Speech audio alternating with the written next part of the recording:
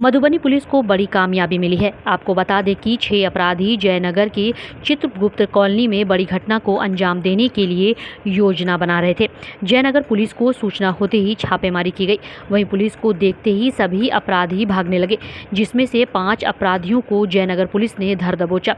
वहीं एक फरार है, जिन्हें गिरफ्तारी के लिए छापेमारी की जा रही है। वहीं 5 अपराधी के पास से 4 हथियार एवं जिंदा कारतूस एवं मोबाइल को जब्त किया गया है।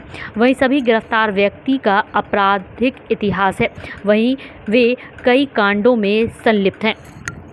के आधार पे जब चित्रगुप्त कॉलोनी है जयनगर में, वहाँ पर रेड किया गया तो वहाँ से 5 अपराधी जो है भागते हुए भागने लगे पुलिस को देख करके, जिसमें से 4 को भागकर पकड़ा गया और एक जो है अपराधी जिसका जो भाग गया उसका भी नाम इनके द्वारा बताया गया। इन चारों के पास से टोटल कुल मिला के 2 देसी कट्टा और 2 देसी पिस्टल बरामद किया गया, जिसके अलावा 7 जिंदा कारतूस की बरामदगी हुई। उसके अलावा एक पल्सर मोटरसाइकिल और मोबाइल इत्यादि बरामद हुए। जो 5वां अपराधी था उसको भी हम लोगों ने इन्वेस्टिगेशन करके उसकी भी गिरफ्तारी कर ली।